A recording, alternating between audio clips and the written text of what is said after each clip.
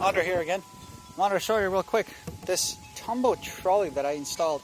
Now, this is kind of a neat little thing. It's got a post you can tie it to over here, and then you tie it to the house. Unfortunately, not a lot of people have a big old post on the front of their house to tie to. Their instructions basically tell you to tie it to a tree if there's not a post, but then what do you do for the house side? Anyways, so we bought this gorgeous house here, and unfortunately we've got a deck with stairs going down, and then flagstone going down to the next pad, which then goes out to where the dog does his business. And unfortunately, the rope we had before would get caught in the flagstone all the way up every single time you have to go up, which not the biggest thing in the world, but it gets pretty old when it's freezing outside in full snow. So here's our implementation.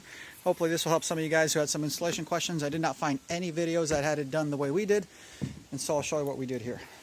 All right. So here's our deck when you come out. And this is our dog, Archer. And we used to let him out and used to go down that way. So what we did is we got a cedar 4x4 and we essentially bolted it to the side of the deck. I used 8-inch bolts, half-inch. I'll show what we did here. Basically get a long drill bit and run it through the side of your deck and attach the 4x4 so you go straight up. Now I'll get a little closer to show you what's going on up there. Alright, up here you have an eye bolt, and the eye bolt is actually a bolt. I tried to use the kind you screw in, and it actually bent because the dog decided to run after a ball or something. So there's a nut on one side. I used 3 washers on this side, 2 washers on the other. And you'll see I got a cable hanging off the side over here. You got the line for the Tumbo trolley going all the way out to that tree. I'll show you where that connects to shortly. I got the extreme version. I got the one with the pulley instead of the slider because I know those will last a lot longer. I'm not going to at least lubricate those on a regular basis fairly easily.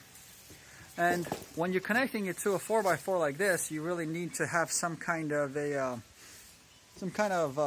securing to the ground, because otherwise that 4x4 is going to bend over time, especially as it gets wet, and it's just going to bow under the weight of even that tension. So I connected it down here with a earth anchor. You can get these earth anchors at Menards. I think you can get them at Home Depot online or Lowe's. I'll put a link to one in the description. Hopefully you guys can find it there on Amazon. But this is a 40-inch earth anchor with a 4-inch blade at the bottom. So this actually goes into the ground. I'd estimate about 3 feet now. So you basically drive this thing into the ground. You just basically twist it with a big screwdriver. And from here, I've got an adjustment so I could tighten or loosen this to pick up slack or loosen it a little bit. I've got one of these connectors here. Sorry, I forgot what they're called. I'm having a brain fart today. And this connects to the cable. This cable you can buy at Menards, you can buy at most places. They got the loops you can buy also, and the clamps. This is all very cheap hardware. And these cables you can cut with any grinder. You can cut it with a Dremel if you need to, but any grinder that'll cut metal will do it. I don't know if you can do it with a hacksaw. I haven't tried, and I know you can't do it with with wire cutters. So you're gonna need something pretty decent to cut this.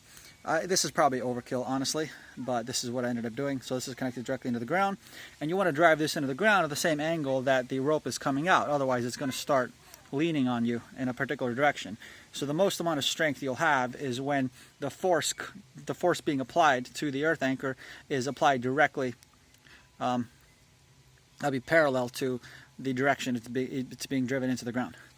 So this is connected over to that post right around where the cable actually comes off. And we had a big issue here because we had a tree branch that's pretty close right there, but I left a little bit of slack, and as the trolley comes down, you'll see it clears it. Archer, come on. Archer, come here. Archer. He probably wants to go inside. Anyways, so this goes all the way across. Come on, Archer. Oh, there he comes. So you'll see it clearing right up there. So it clears that branch just fine. And he notices that he can only go so far, so he doesn't try to go any further. And I'm going down the steps here, trying to watch my step for landmines. You know what I'm talking about if you have a dog.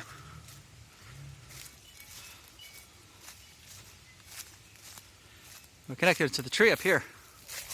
I'm going to put a nail in the tree so this line does not ever drop, so it stays put. And this is my connector right here. Now what you can do is you could also put an earth anchor on the excess line. We got the 150 feet here. You can put an earth anchor in the excess line and pull it in any direction, left or right, if you give it some slack, and that can kind of adjust, you know, where you're pointing in that direction. But this is basically all implementation. Hope it helps you guys, especially some of you who have houses that have steps like we do, that are not quite the norm. And so if you guys have any questions, drop them in the comments. Let me know. All right, bye.